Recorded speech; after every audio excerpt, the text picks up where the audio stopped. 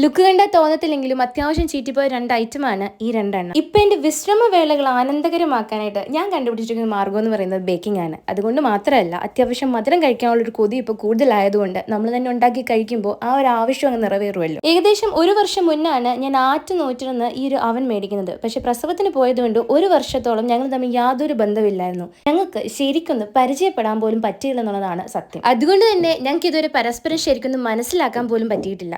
കാര്യം കഴിച്ചു നോക്കുമ്പോൾ ഒരാൾക്ക് കൊള്ളാം, കുഴപ്പമില്ല, നല്ലതാണ് എന്ന് തോന്നുമെങ്കിലും ഞാൻ കഴിക്കുമ്പോൾ ഞാൻ ഉദ്ദേശിക്കുന്ന ഒരു സാധനം എത്തിയില്ല എന്നെനിക്ക് മനസ്സിലാവുന്നുണ്ട്. വെഡിങ് ആനിവേഴ്സറി കേക്കിന് ഈ പ്രശ്നമില്ലായിരുന്നു. പക്ഷേ ഈ ഒരു കേക്കൊക്കെ ബേക്ക് ചെയ്തപ്പോൾ അതിന് മേൾവശം പൊങ്ങി വരികയും സൈഡെല്ലാം അത്യാവശ്യം കട്ടിയാവുകയും ചെയ്യുന്നുണ്ടായിരുന്നു. രണ്ടാമത് ഈ ബ്രൗണി ഞാൻ അത്യാവശ്യം നല്ല മെഷർമെന്റ് ഒക്കെ നോക്കി ഉണ്ടാക്കിയതാണ്. ഈ ബ്രൗണിക്ക് പറ്റിയ അബദ്ധം എന്താണെന്ന് വെച്ച് കഴിഞ്ഞാൽ ഞാൻ ഇതിനകത്ത് പൗഡേർഡ് പഞ്ചസാര അല്ല ഉപയോഗിച്ചത്. അതുകൊണ്ട് തന്നെ ബീറ്റ് ചെയ്തപ്പോൾ അടിയിൽ ഇത് കെട്ടിക്കിടന്നിട്ട് ശരിക്കും മെൽറ്റ് ആയില്ലായിരുന്നു. പിന്നെ ഇവർ പറയുന്ന പോലെ ഇത്ര മോയിസ്റ്റ് ഫഡ്ജി ആയിട്ടുള്ള ബ്രൗണി ആയിട്ടൊന്നും ഇത് വന്നില്ല. എൻ്റെ തെറ്റുകൊണ്ടാണ്, അല്ലാതെ റെസിപ്പിയുടെ കുഴപ്പമൊന്നുമല്ല.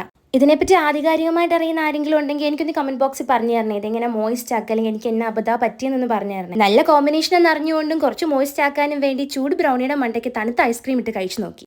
പിന്നെ ഈ ബേക്കിംഗ് എന്ന് പറയുന്നത് ഒറ്റ രാത്രി കൊണ്ട് നമുക്ക് സെറ്റ് ആവുന്ന ഒരു പരിപാടിയാണെന്ന് എനിക്ക് തോന്നുന്നില്ല. കുറേ തവണ ട്രയൽ ആൻഡ് എറർ ഒക്കെ നടത്തി നമ്മൾ അതിൽ നിന്നൊക്കെ ഓരോ പാഠങ്ങളൊക്കെ മനസ്സിലാക്കി നമ്മുടെ അവനും നമ്മുടെ സാധനങ്ങളും ഒക്കെ ശരിക്കും നമ്മൾ മനസ്സിലാക്കിയ ശേഷമേ ഇത് സക്സസ് ആവുമെന്നാണ് എനിക്ക് തോന്നുന്നത്. ആദ്യ സമയത്ത് ചെയ്ത പോലെ സ്റ്റൗട്ട് ഓഫ് ബേക്കിംഗ് ആണ് എനിക്ക് കുറച്ചുകൂടെ എളുപ്പമായിട്ട് തോന്നുന്നത്. പിന്നെ ജീവിതം നമ്മളെ പഠിപ്പിക്കുന്ന പോലെ നമ്മൾ ഉദ്ദേശിച്ച പോലെ നടന്നില്ലെങ്കിൽ പറ്റുന്നൊക്കെ വെച്ച് കളറാക്കി ഞാൻ കുറച്ച് ഐസ്ക്രീമും വിപ്പിംഗ് ക്രീമും ഒക്കെ ആഡ് ചെയ്ത് സെറ്റാക്കി എടുത്തു.